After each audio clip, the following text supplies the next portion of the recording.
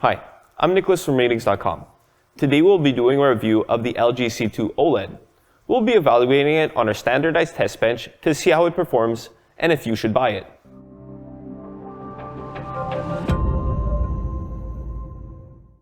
We bought and tested the 65-inch model, and we expect the other sizes to perform similarly.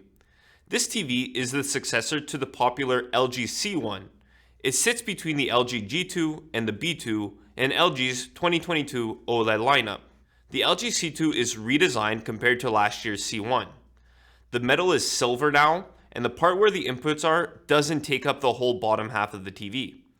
The panel itself is extremely thin, and the borders are even smaller this year. It doesn't have the same gallery design as the LG G2, so it won't sit flush against the wall if you wall mount it.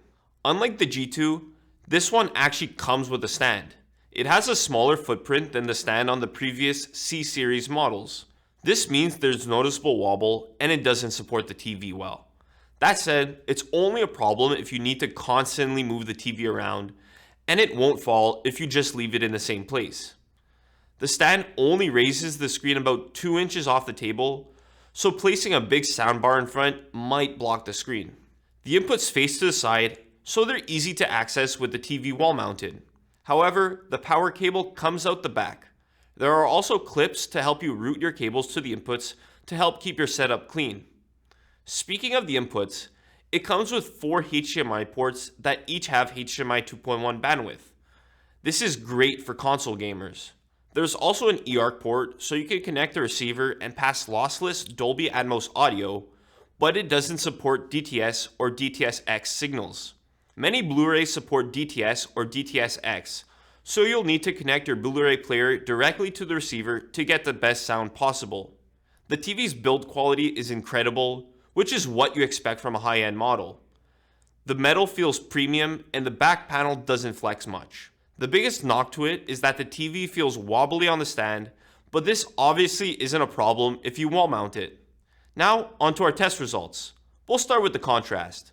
A high contrast ratio results in deep, dark blacks, which is good if you want to watch movies in a dark room like a home theater environment. Like any OLED, it has a near infinite contrast ratio that results in perfect black levels.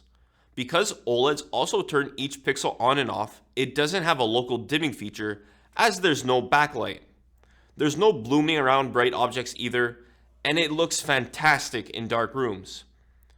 On the other hand, if you want to use the TV in a bright room, then a high peak brightness is important to overcome glare. While last year's C1 had just okay SDR peak brightness, the C2 has a big improvement in this area. It has good peak brightness in SDR, and it's enough to fight glare with a few lights around. However, larger areas of bright colors are dimmer due to its automatic brightness limiter. This means that the screen doesn't look as bright if you're using it as a PC monitor or watching some sports like hockey. It also has good peak brightness in HDR, which is enough to make small highlights stand out. Like in SDR, larger areas are still dim, so it performs best when there are small, bright objects on the screen. Overall, while it's not as bright as the G2, it's still an improvement over the C1, and you'll get a satisfying HDR experience. Good reflection handling is also important for a bright room. The LG C2 has incredible reflection handling, and it handles even strong light sources well. However, like with the G2, strong light sources result in a purple tint, and that's because of the anti-reflective coating. Regardless, combined with the good peak brightness, you won't have many issues with it in a bright room. If you have a wide seating arrangement or like to watch TV with family and friends, then a good viewing angle helps make sure no one sees washed out colors or crushed details.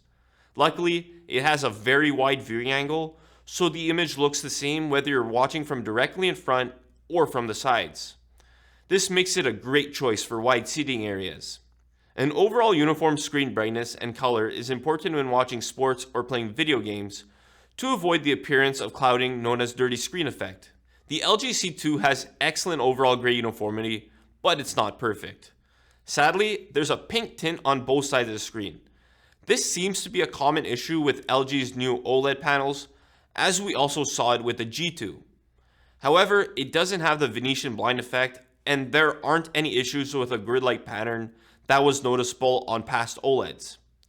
There are some very faint vertical lines that you see in near dark images, which is typical of OLEDs, but you only notice them if you really look for it.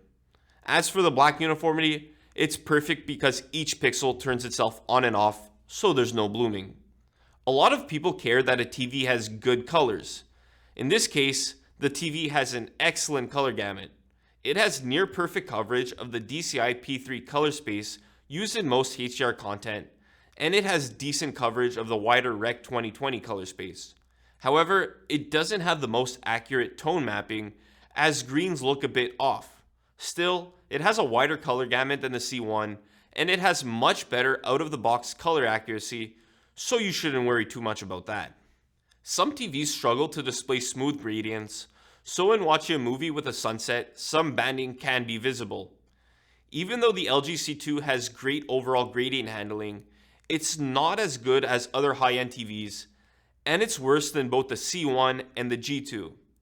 There's noticeable banding in darker shades, especially with red and blue. There's a smooth gradation setting that tries to reduce the banding, but it also causes a loss of fine details with high-quality content. Before we move on to some of the gaming features, let's talk about one more part about OLEDs. They do have the risk of permanent burn-in when exposed to the same static elements over time, like if you're using it as a PC monitor or if you leave it on the same news channel all day. The new OLED panels are advertised to have less burn-in risk, but we don't know for sure how much of a difference they make. When playing video games, a fast response time is important for the clearest image without distracting blur. Like any OLED, the C2 has a near instant response time, so there's no motion blur trail behind fast-moving objects. However, because of the way the display uses a sample and hold method to show fast-moving objects, there's still a bit of persistence blur. It also has some overshoot in dark transitions, but it's not noticeable with real content.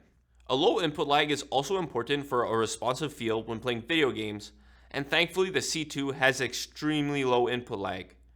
You won't feel any delay when playing reaction-based games. Even though the 60Hz input lag is increased compared to the C1, it's only a few milliseconds and you won't tell any difference.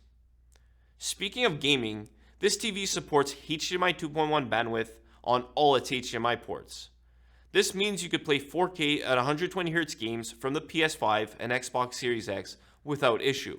It supports variable refresh rate technology too, which is important for a tear-free gaming experience. The LG C2 has decent sound quality. It's not anything special for TV speakers, but it's not bad either. It doesn't produce much bass, which is normal for a TV. It doesn't get as loud as the LG C1, but it's still loud enough for a noisy room. However, if you want the best sound possible, get a soundbar or invest in a proper surround sound setup.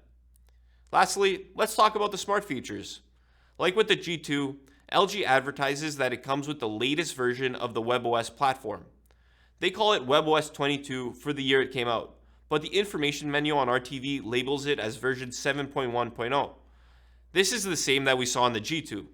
Regardless of the title, it's an updated version of the webOS 6 from last year, and it now supports user profiles so you could customize the homepage for different users in your household. There are a ton of apps you could download through the App Store, but there are ads throughout the interface. It comes with the same version of the Magic Remote as last year, which has a point and press feature so you could easily select your favorite apps or change settings. This brings us to the main question: should you buy this TV? All things considered, it's a nice improvement over the LG C1. It gets brighter so you know that highlights pop in HDR more, and it combats glare in a well-lit room. Even though it's not as bright as the LG G2, it's still one of the brightest OLEDs we've tested to date. It has a higher 60Hz input lag than the C1, but the overall input lag is still really low, and it's one of the best gaming TVs you could buy. As this TV just came out, it's still expensive, so it's probably best to wait until later in the year for the price to drop. You could still find the C1 for cheaper, so if you don't necessarily need the higher peak brightness on the C2, then the C1 is still an excellent choice. The C2 is still not as good as the Sony A90J when it comes to watching movies because there's some banding with gradients.